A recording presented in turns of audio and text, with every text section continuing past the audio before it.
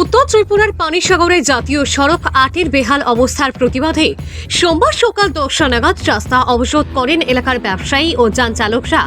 দীর্ঘদিন ধরে এই সড়কের করুণ দশার ফলে যান চলাচলে গুরুতর সমস্যা দেখা দিচ্ছে। এর প্রভাব পড়ছে সাধারণ মানুষ এবং ব্যবসায়ীদের উপর। ব্যবসায়ীদের অভিযোগ, সড়কটি গাড়ি চলাচলের একেবারেই অনুপযোগী হয়ে পড়ায় পণ্য পরিবহনে মারাত্মক বিঘ্ন ঘটছে। এতে তাদের আর্থিক ক্ষতিও বেড়েই চলেছে। পাশাপাশি রাস্তার বেহাল অবস্থার কারণে প্রায়শই সড়ক দুর্ঘটনার ঘটনা ঘটছে, যা জননিরাপত্তার জন্য অত্যন্ত উদ্বেগজনক। তারা দীর্ঘদিন ধরে প্রশাসনের দৃষ্টি আকর্ষণের চেষ্টা করলেও কার্যকর কোনো পদক্ষেপ নেওয়া হয়নি বলে অভিযোগ তুলেছেন। পরিস্থিতি নিয়ন্ত্রণে ঘটনাস্থলে পৌঁছান পানিসাগর থানার পুলিশ ও পানিসাগর মহকুমা কার্যালয়ের ডেপুটি কালেক্টর। তিনি NHIDCL এর ঊর্ধ্বতন কর্তৃপক্ষের সঙ্গে যোগাযোগ করে আশ্বাস দেন যে আগামী 12 জুলাই 2025 থেকে রাস্তা মেরামতের কাজ শুরু হবে। এই প্রতিশ্রুতির ভিত্তিতে ব্যবসায়ীরা অবরোধ প্রত্যাহার করেন। তবে তারা স্পষ্ট করে জানিয়ে দেন, নির্ধারিত সময়ে কাজ শুরু না হলে তারা আবারও কঠোর আন্দোলনে নামবেন। স্থানীয় বাসিন্দারাও প্রশাসনের আশ্বাসকে স্বাগত জানিয়ে সড়ক মেরামতের কাজ যথাসময়ে এবং গুণগত মান বজায় রেখে সম্পন্ন করার আহ্বান জানান।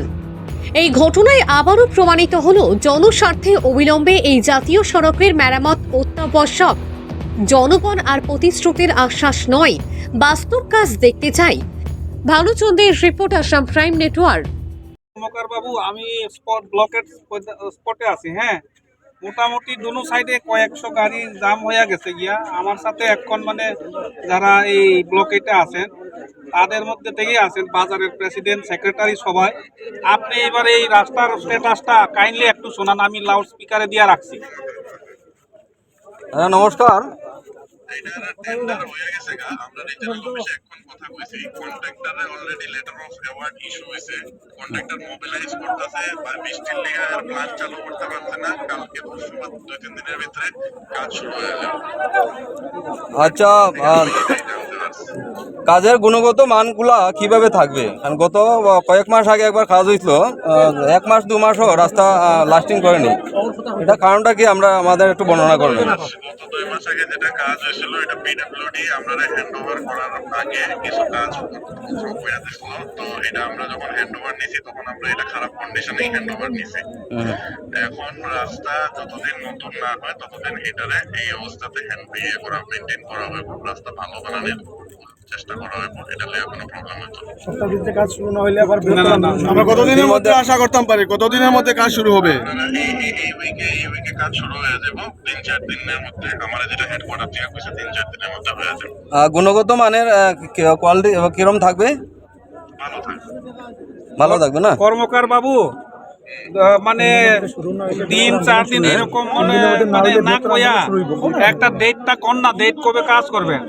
কাজ কবে?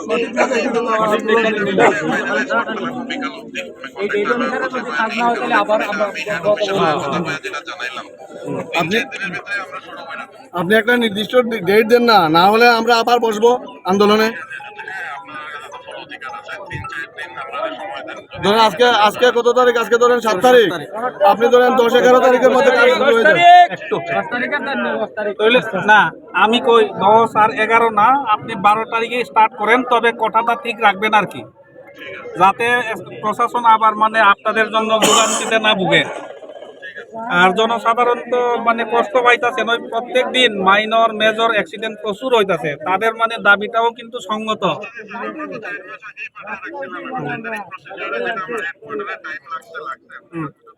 ঠিক আছে, আপনারা একটু তুরন্ত দেখেন। আর আমাদের জনগণের কর্তব্য এদিকে সজাগ দৃষ্টি রাখা, যাতে কোনো নিম্নমানের কাজ সংগঠিত করতে না পারে।